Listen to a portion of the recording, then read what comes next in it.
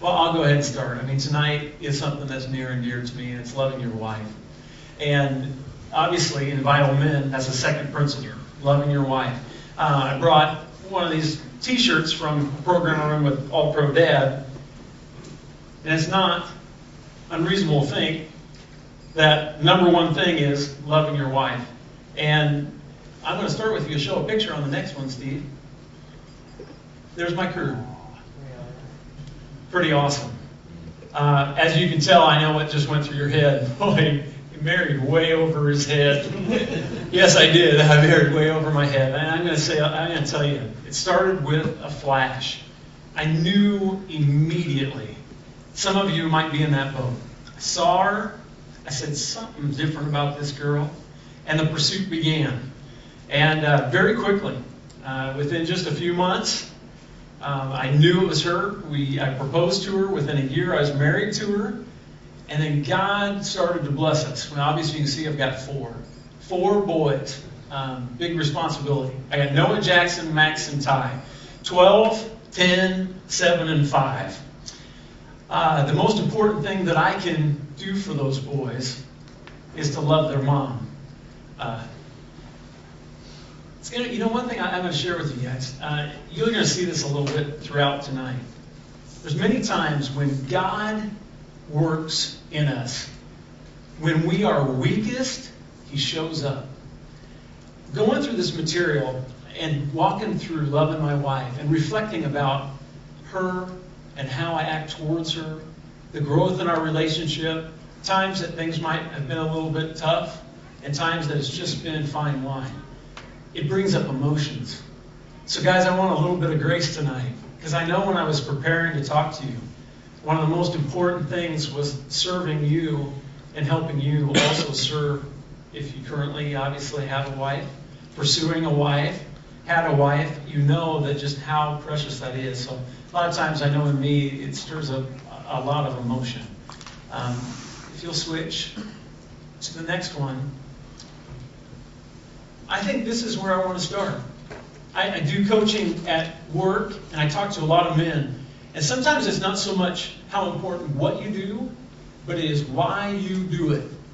The why is really what's most important. So I started to dive into this topic, and I said, okay, loving your wife.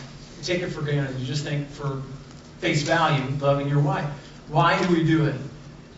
Well, one thing I will say is you are commanded to do it. I want you all to join me for just a moment, and I want you to repeat after me. Your wife, so say, my wife, does not belong to me. Does not belong to me. One more time, a little bit more man-like, not like you're pumping out blood. All right. My wife, does not belong to me. Does not belong to me. You're right. You're right. Oh, you didn't have to repeat that. You're right. She doesn't belong to you. You are commanded to love her, and she is a gift, and she belongs to God. The next thing is, as I'm going to say, is love is not just a feeling. And I think when you think of world and you think of God, the two are obviously in opposition. And in Vital Men, we talk and focus on a lot of those differences. Lots of the time that we focus on it, we focus on the differences between the world and God. And one thing I will say is that the world focuses on feelings, right? When they talk about love, it's always just a feeling. Well, I'm going to tell you that it's not just a feeling. Loving your wife is actually a choice. And I'm going to encourage you tonight to be a choice champion and choose to love your wife. And it's not all about feelings, and we're going to explore that. The next topic, I'm going to read this to you. A lot of times I don't like to just read something, but I think I need to read this to you. This next phrase I found, and it says, if I wanted to find out whether a man was a Christian, I wouldn't ask his minister. I would go ask his wife. If a man doesn't treat his wife right, I don't want to hear him talk about Christianity. I'll say that again. If a man doesn't treat his wife right, I don't want to hear him talk about Christianity. What is the use of talking about salvation for the next life if he has no salvation for this? Men, if for no other reason, and if you take nothing else from this evening, right there, the Great Commission. reaching out and creating relationships, intimate, close relationships with Christ. You are being watched by all those around you, and if you can't love your wife, which you're commanded to do, there's no validity in the message of the connection to a relationship with Christ. If we are to stand for Christ, we are first to love our wives. Go ahead, Steve. Let's on the next one. Can you figure out which one's you?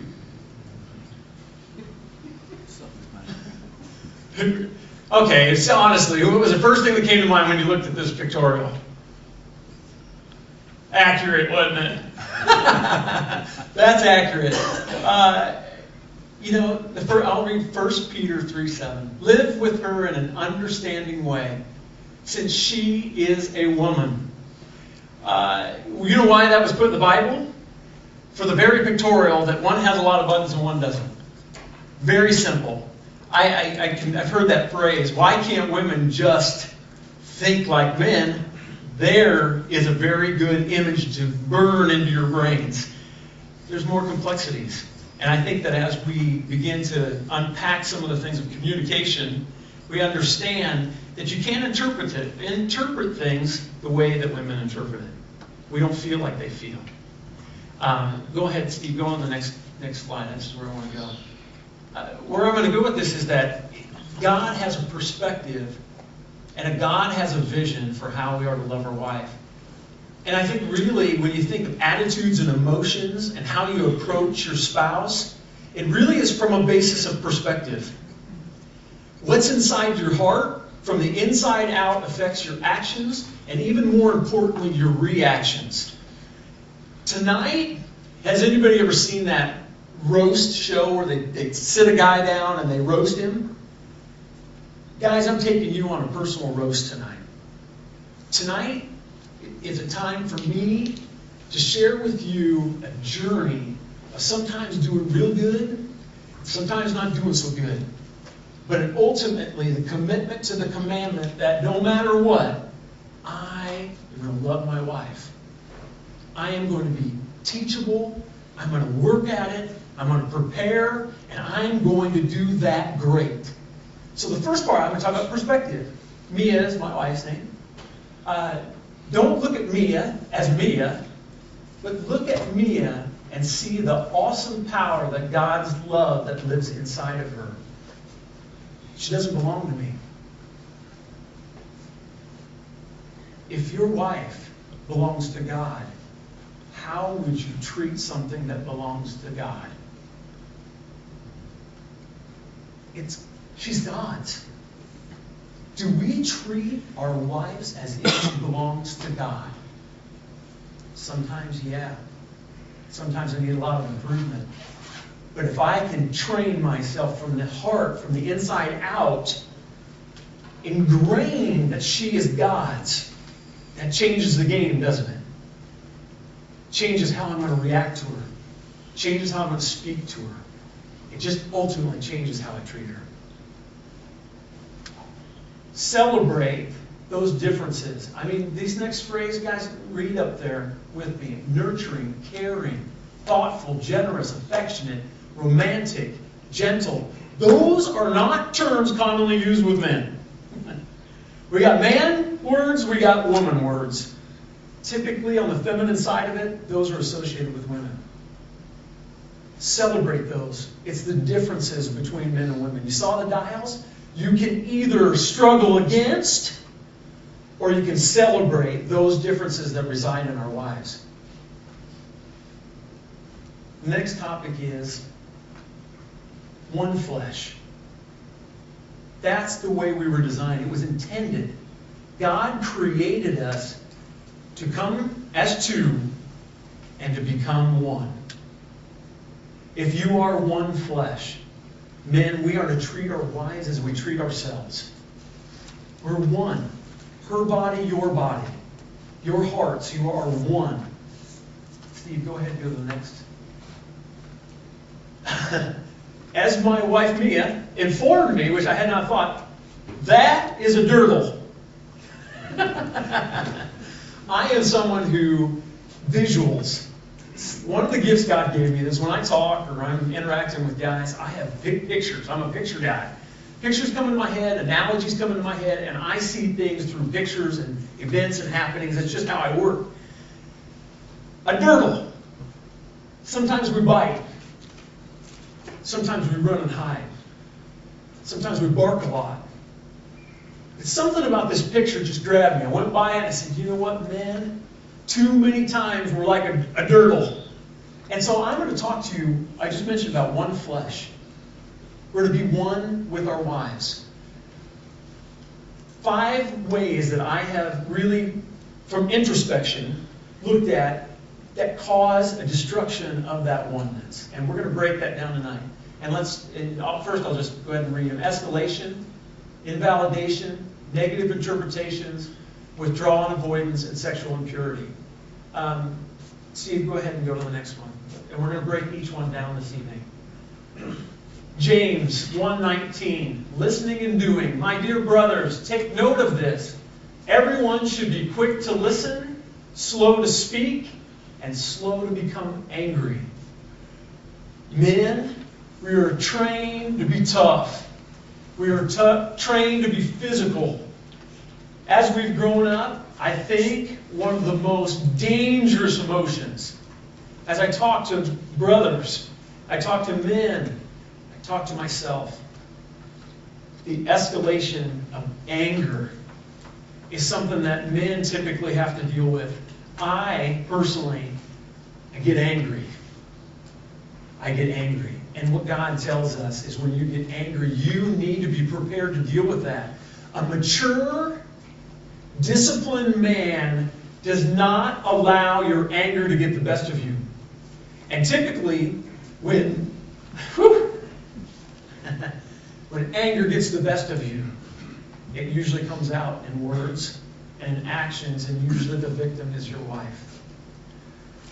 So, Colossians, husbands, love your wives and be gentle with them. Husbands, love your wives and be gentle with them. I talk a lot about the power of words, and Steve many times mentors me on just being cognizant. Men, don't underestimate the power of words. Once it escapes the lips and it's been spoken, it's been spoken. You can't do a do-over with words. You can't retrieve a word once it escapes your lips. Be patient. Be slow to speak. When you're angry, men, if you are unable to control it at this time, get control of it. If you don't have the power, I mentioned before, in our weakness is when God shows up if you let Him.